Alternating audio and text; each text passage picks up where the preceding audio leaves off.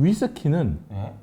곡물로 발효 및 증류한 이후에 오크통에 넣는 거고. 오크통에 숙성을 해야 된다. 그렇죠. 기본적으로 네. 숙성이 되는 거고.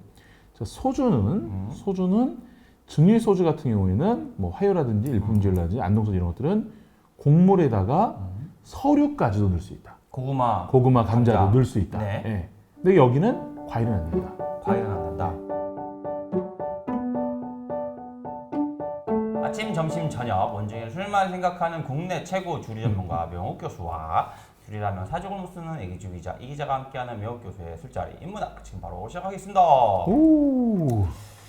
아 교수님 제가 술을 먹다가 음. 생각이 갑자기 든 건데 뭐 매번 그렇지만은 소주랑 보드카랑 둘 다 증류주잖아요. 그렇죠. 뭐가 다른 거예요? 소주랑 보드카랑. 네. 맑은 건 같잖아 또. 그렇죠. 실은 뭐 맥락이 비슷하죠. 뭐 소주, 보드카, 위스키 다 맥락은 비슷합니다. 예, 비슷한데 일단은 우리가 위스키만 볼게요. 위스키만 보면 위스키는 일단 뭘로 만들 수 있죠? 보리. 그쵸. 보리로 만들 수 있죠. 그쵸. 또 그리고 미국에서 만드는 거? 옥수수. 그쵸. 옥수수 중심. 아 공부 열심히 했어. 그렇죠. 또 호밀. 아 또 일반 밀도 들어가고. 네. 이거의 중심이 뭐냐? 바로 곡물이에요. 곡물. 예. 그러니까 곡물 베이스로 발효주를 만든 다음에 그 발효주를 증류하죠. 그쵸. 자, 일단 요거에 하나가 있어요. 그래서 곡물 증류주예요. 그거 소주도 그러지 않아요? 자, 근데 소주는 뭐냐? 소주는 볼게요. 소주는 기본적으로 증류식 소주라고 불리는 거는 그렇게 곡물로 발효 및 증류를 해야 돼요. 네네. 그렇죠. 근데 우리가 일반적으로 먹는 희석식 소주. 음. 희석식 소주라는 애는 녹색병. 그렇죠. 주정에다가 물을 터서 그다음에 조미료를 섞은 거잖아요. 그쵸. 이 주정의 원료가 뭐가 되느냐? 곡물도 되고요. 고구마도 되고요. 예, 감자도 되고요. 약간 다른 건 구황작물 같은 게 되니까. 맞아요. 구황 작물돼요. 우리나라 소주도 증류 소주도 고구마 소주, 감자 소주 됩니다. 근데 위스키에서는 서류, 이 감자나 고구마는 인정 안 해요. 아 위스키는. 예, 원래 옛날에 인정을 했어요. 네네. 근데 그걸 뺐어요. 자, 그럼 보드카 뭐냐?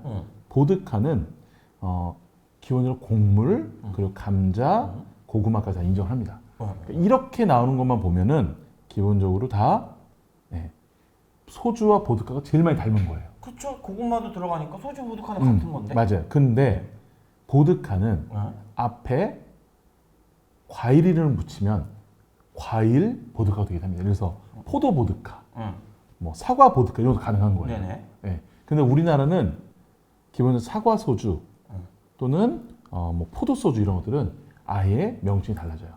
그 우리나라 그 있잖아요. 자몽의 모시기 막 이런 거 있잖아요. 그거는 이제 인공 색소를 넣은 거고, 아. 인공 색소와 인공 향을 넣은 거고, 네. 진짜 순수하게 과실가고 중요한 경우에는 기본적으로 1년 이하로 그 오크통 숙성을 하게 되면은 일반 증류주라는 이름이 나와요. 일반 증류주. 그러니까 소주라는 이름 못 나와요. 일단 과실로 발효 및 증류한 술들은 과실 증류주는 소주라는 이름 못 나갑니다. 그래서 거기다 더 숙성을 오크통에서 1년 이상 했다 하는 경우에는 브랜디라는 이름으로 나가죠. 브랜디, 과실주? 네. 그러니까 과실주를 증류한 거죠. 오. 정리하자면 네. 위스키는 네.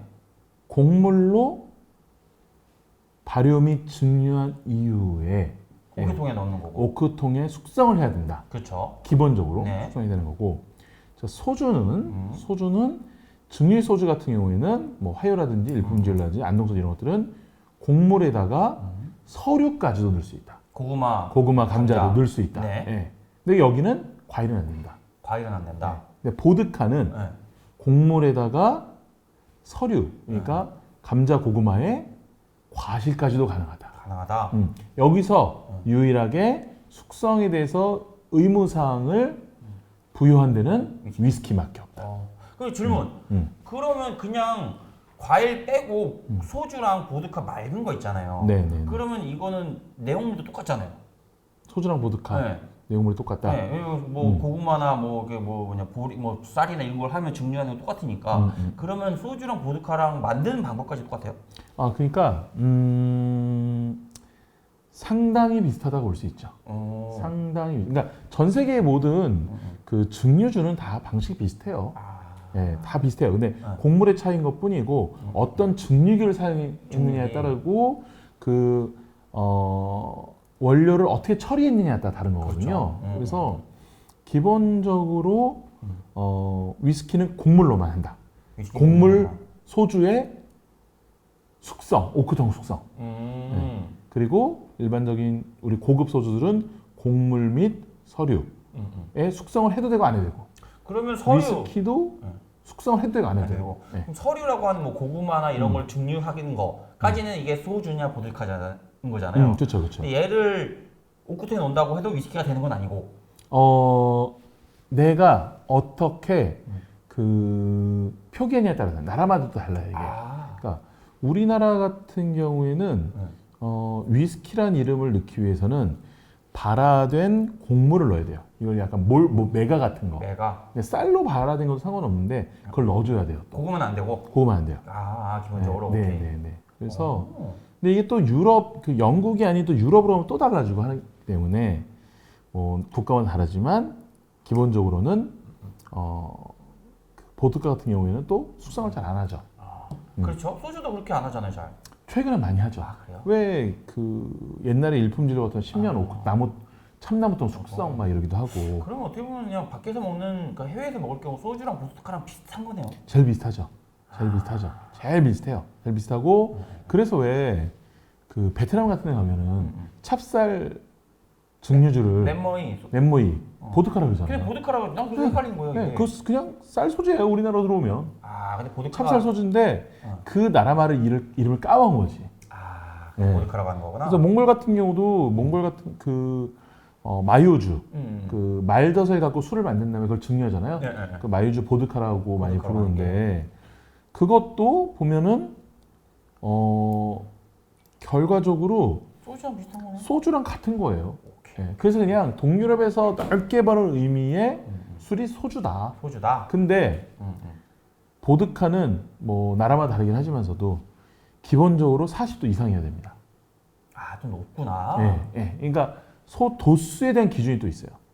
위스키도 기본적으로 40도 이상이어야 되고 우리나라도 달라요. 우리나라도 더 낮아도 상관없어요. 그런데 일반적으로 전 세계적으로 봤을 때는 40도가 기준이어야 되고 근데 소주는 낮아도 상관없죠. 상관없고 뭐 10m도 있고 하니까. 그렇죠.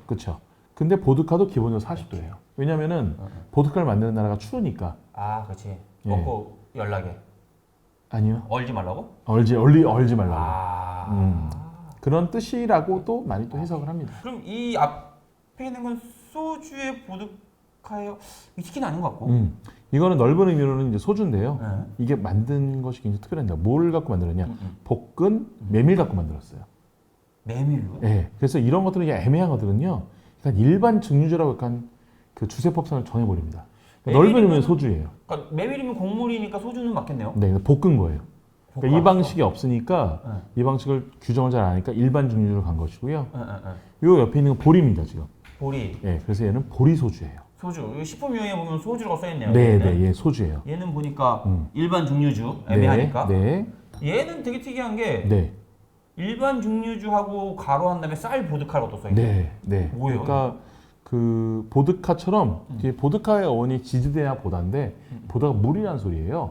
그래서 물같이 흰 것을 갖고도 보드카라고 얘기하기도 하거든요. 그러니까 투명한 것들. 그래서 아마 그거를 추구하셨기 때문에 이렇게 된 거구나. 보드카라는 이름을 또 지으신 것 같아요. 그럼 이거 다 같은 브랜드인 거죠? 같은 회사에 나오는 좀 거. 설명 좀 해주세요. 저 처음 네. 본 데라. 일단은 신흥 명문 증류소가 될 곳이 아닌가. 될 곳. 될 곳. 네. 되어가고 있는 곳. 너무 객관적이지가 않은데. 아니에요. 근데 저는 좀 달라요. 이게 네. 느낌이 일단은 디자인이 일단은 뭔가 되게 그 글로벌스러워요. 이쁘긴 하다. 네.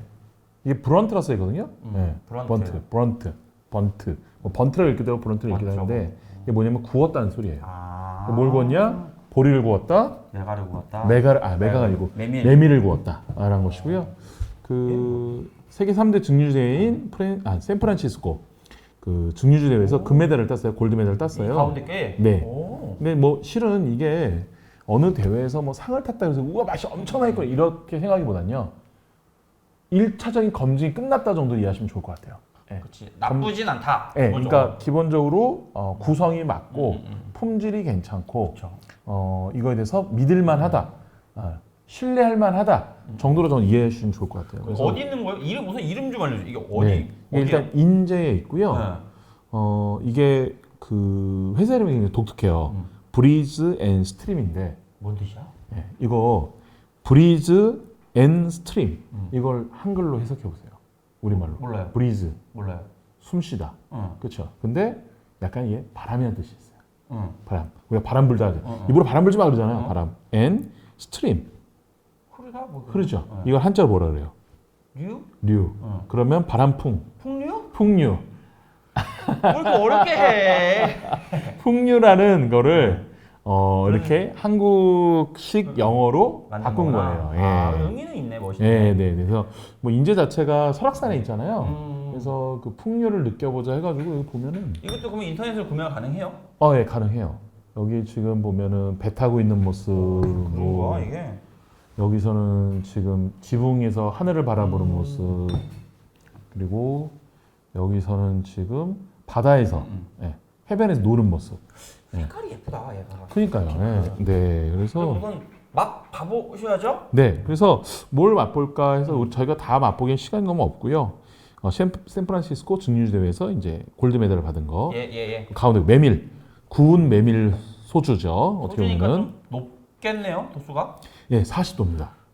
예, 40도입니다. 예, 40도. 그래서 그 장안에 굉장히 요즘에 이슈가 되고 있는 제품이에요. 굉장히 그래요? 요즘 많은 그 증류주 전문가들이 그 관심을 갖고 또 지켜보는 제품이어서 왜 메밀을 했대? 신기하네. 강원도 자체가 예, 메밀이 유명하잖아요. 아. 딱 지역에 있는 쌀과 지역에 있는 보리로 이렇게 만든 거죠. 그래서 자, 한번 따라드릴게요. 감사합니다. 자, 6개월 정도 옹기에서 숙성을 했고요. 와, 그래 색깔이. 예.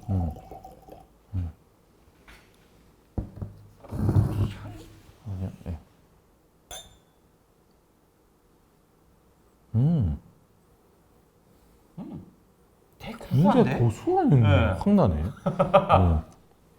구수한데? 음. 단맛, 단향도 있는데요?